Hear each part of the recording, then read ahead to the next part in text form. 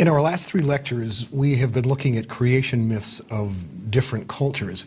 In fact, in those last three lectures, we focused on a myth or a series of myths from one culture at a time: the Egyptians, the Babylonians, and the Hebrews. In this one and the next two lectures, we're going to do some globe hopping. We're still going to be using the same taxonomy that we introduced back in lecture 2 about dividing creation myths into separate categories. But we're going to be looking at different creation myths from different countries using that taxonomy as a way of making sure we get them all covered. In this one, we want to talk about a type called the emergence myth and a type called the separation of world parents myth. In an emergence myth, the creatures which are usually thought of as not quite or completely human travel upwards through a series of chambers or underground worlds until they emerge into this one, the one that we still live in.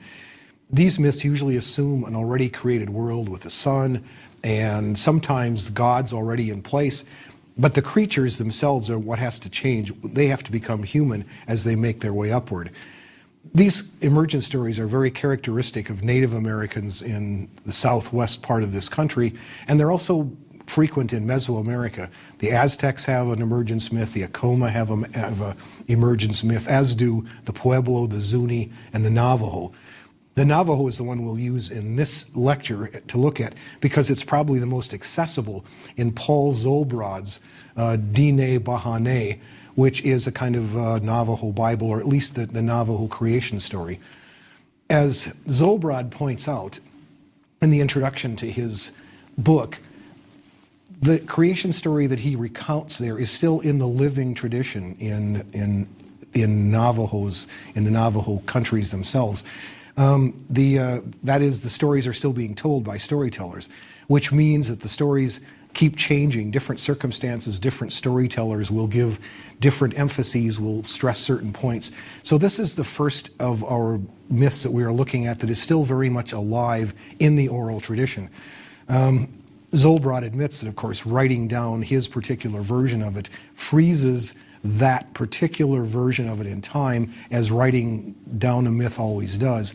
And he says, in fact, that whenever we look at something that has been frozen like this, from the oral tradition, frozen by having it written down, in a way it's like looking at a fossilized paw print of some ancient prehistoric beast. We can get some idea of what the beast was really like, but nothing like what the beast really is. The living beast somehow always escapes from that fossilized print. The Navajo story itself begins with insect-like creatures living in a deep chamber underground. They aren't very much like us. They are more like insects than like us, as a matter of fact, but they can fly, and so they are called throughout this part of the account, they're called air spirit people.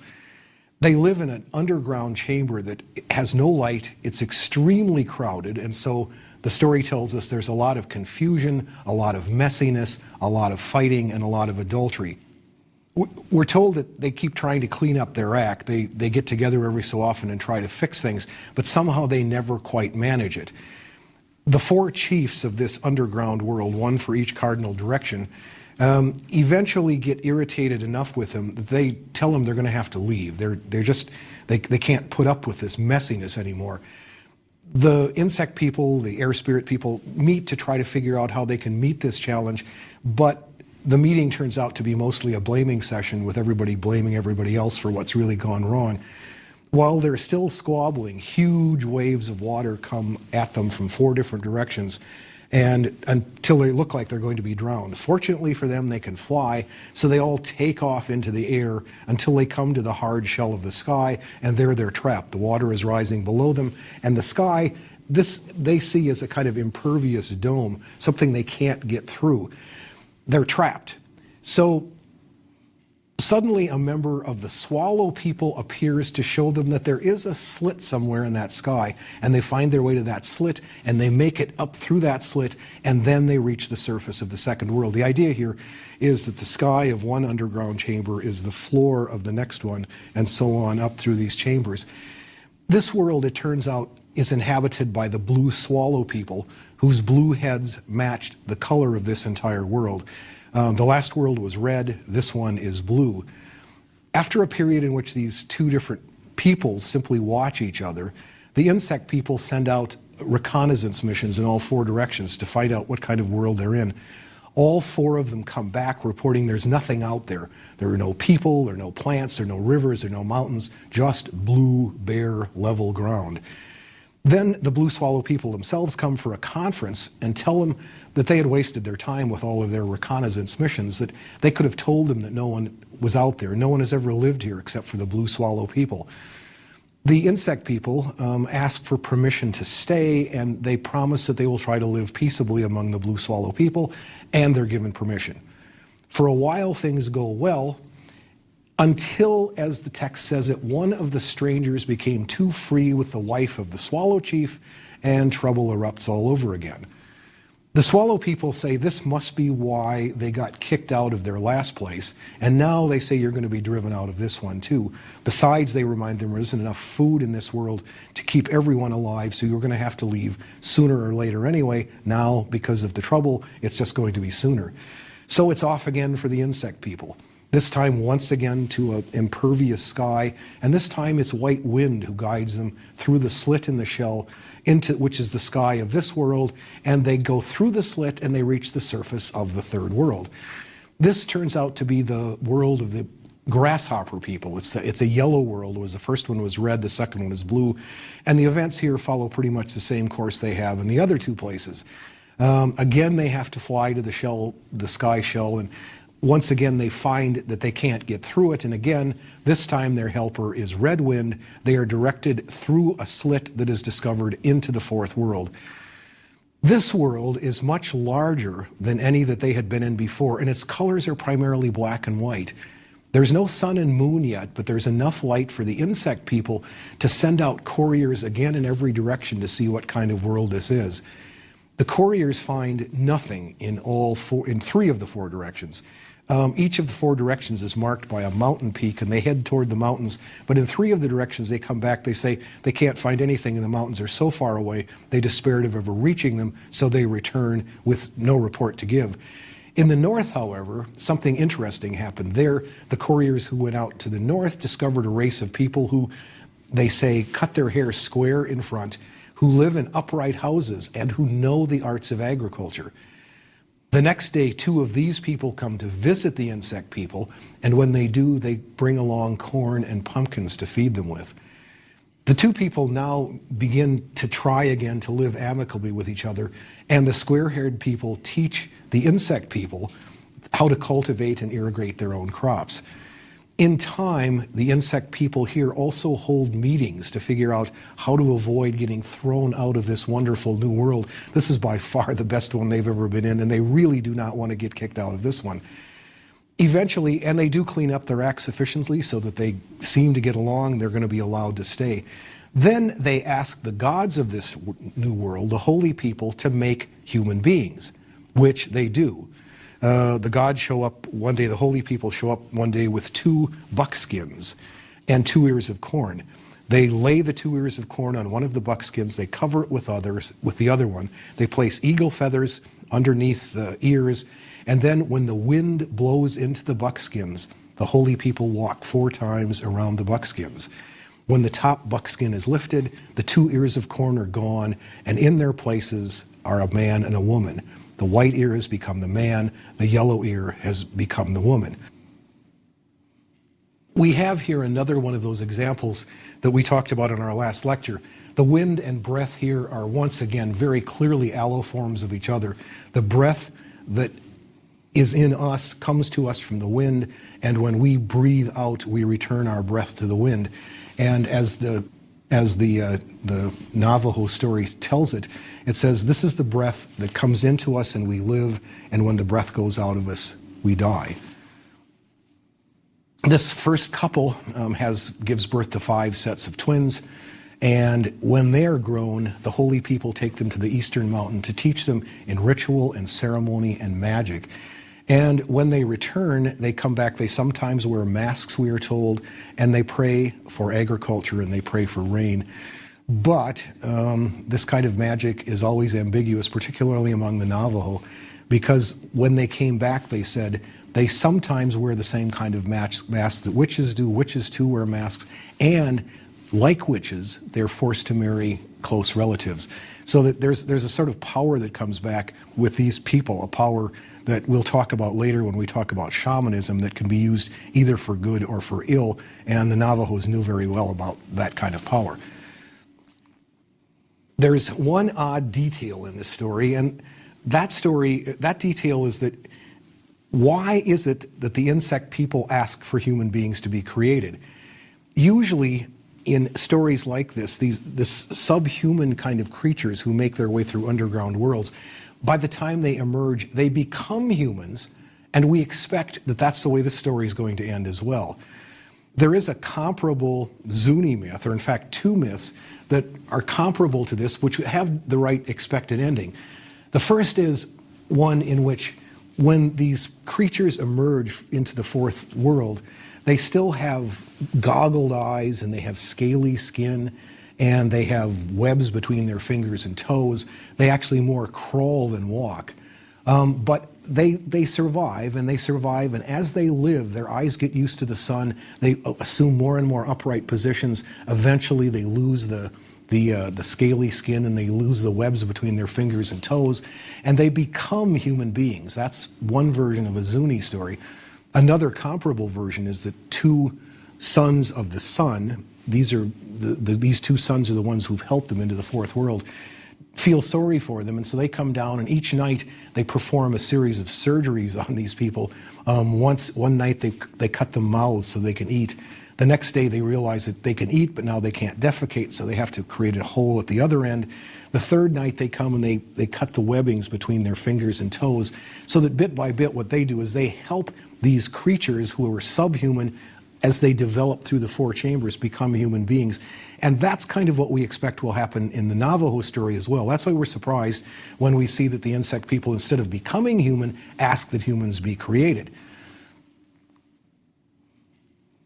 There are possible ways of explaining this. That it may be that this is kind of a way of describing the last stage of creation in a kind of parable form, and that may be what's happening.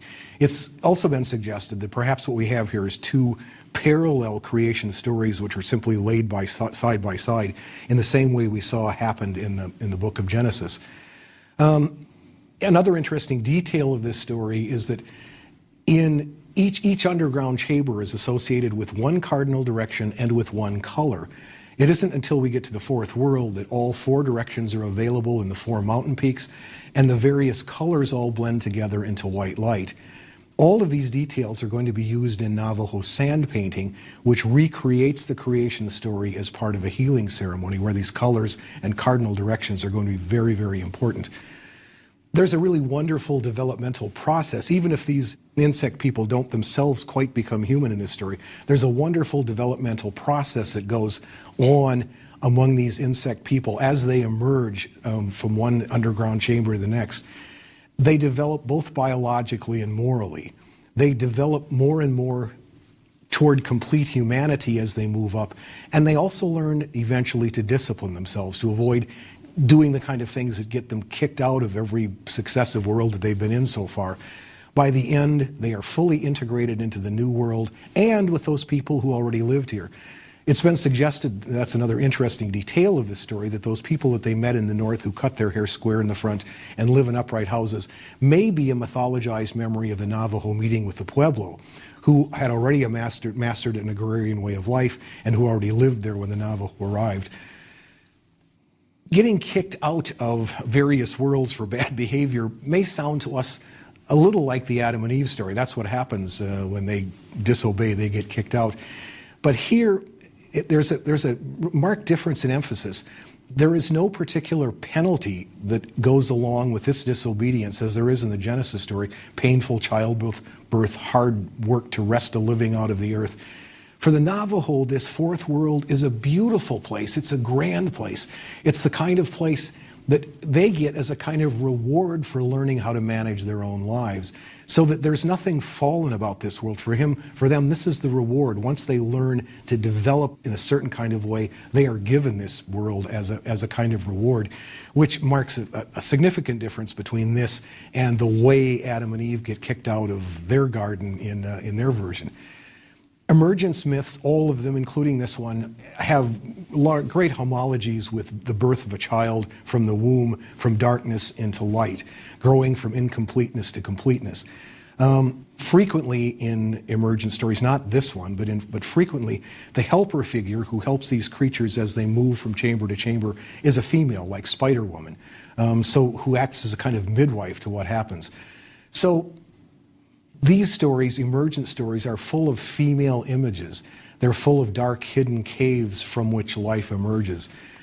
Because of that, Charles Long in his Alpha thinks this may be among the oldest kind of myth, dating back to the Neolithic or even Paleolithic cultures, the ones that had the drawings and carvings of females with huge breasts and buttocks, and suggesting that female forms were among the earliest religious forms and at some point were the sources of great power. We'll talk about this more when we get to our next unit.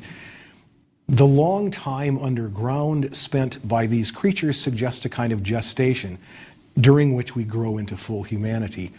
Long lists a Zuni myth, which makes perfectly clear how these parallels between the womb and these underground chambers work in this kind of story. This is a description of the lowest of these chambers in which these people live. Anon is the nethermost of the 4 cave wombs of the world. The seed of men and creatures took form and increased. Even as within eggs in warm places, worms speedily appear, which growing presently burst their shells and become, as may happen, birds, tadpoles, or serpents. So did men and all creatures grow manifoldly and multiply in many kinds.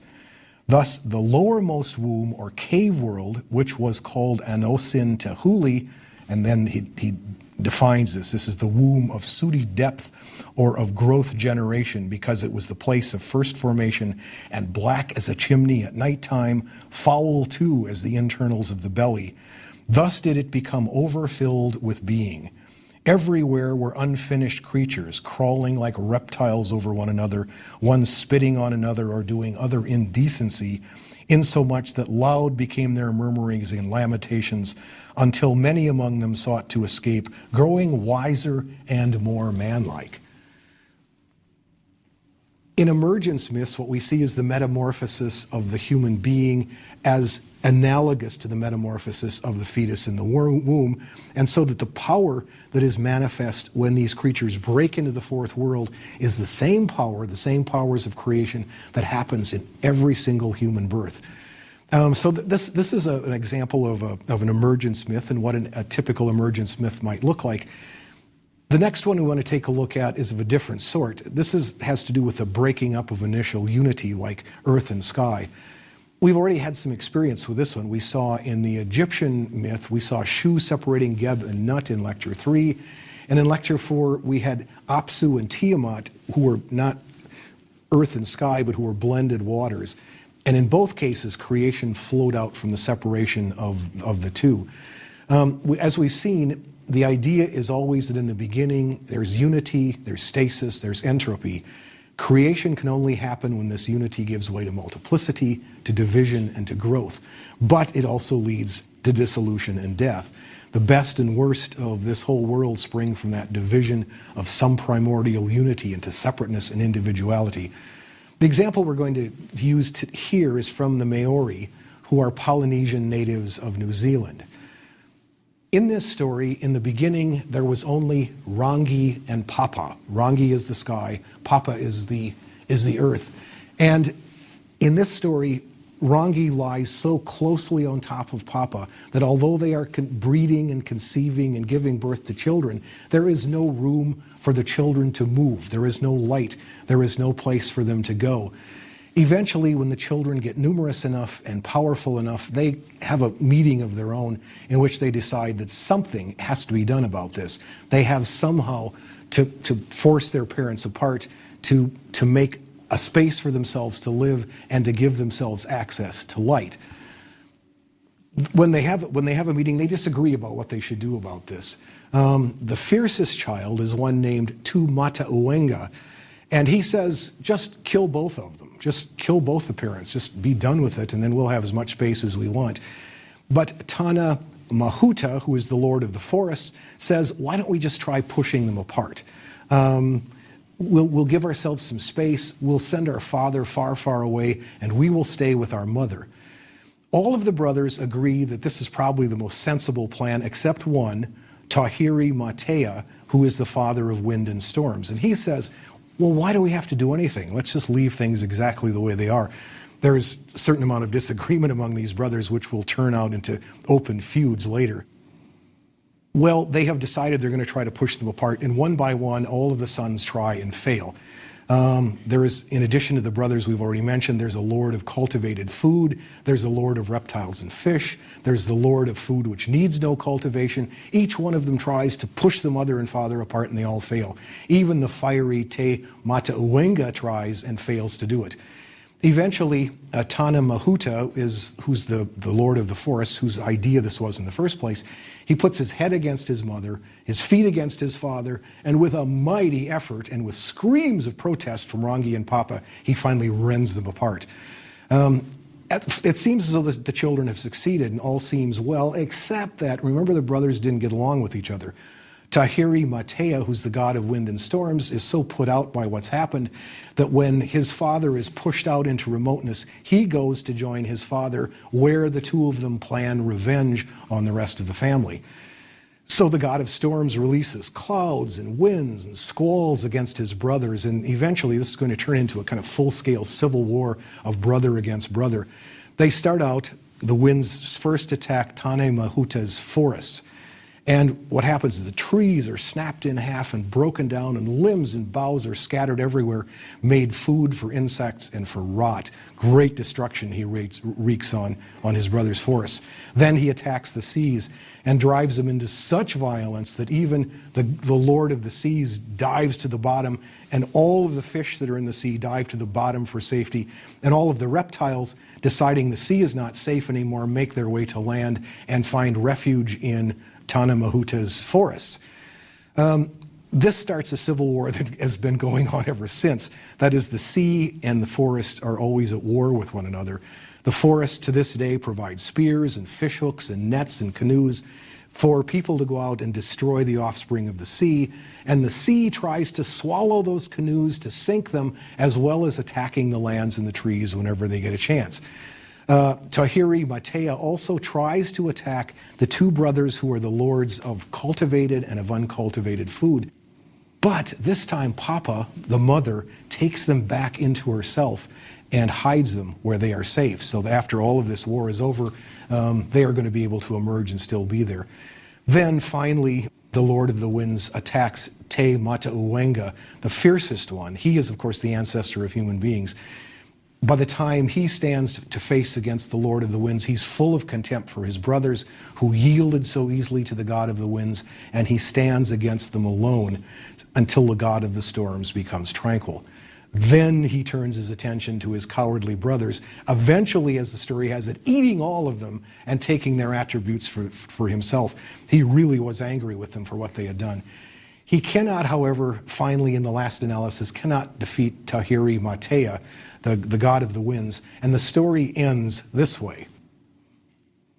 Thus Tu Matauenga devoured all his brothers and consumed the whole of them, in revenge for their having deserted him and left him to fight alone against Tahiri Matea and Rangi. So that in a way, this is very clearly, this is an etiological myth. The god who is the ancestor of humans subdues and masters and subordinates everything we need to survive. Fish and reptiles and forests and cultivated and uncultivated foods. But the one brother he never defeats is the brother who causes hurricanes and tornadoes and raging storms that can still knock us out. No way we're ever going to defeat that one. In cosmological terms, we're back on familiar ground again, the same places we have been before. It's a pattern that we've identified in other myths of a primal unity leading to a kind of division and individualism.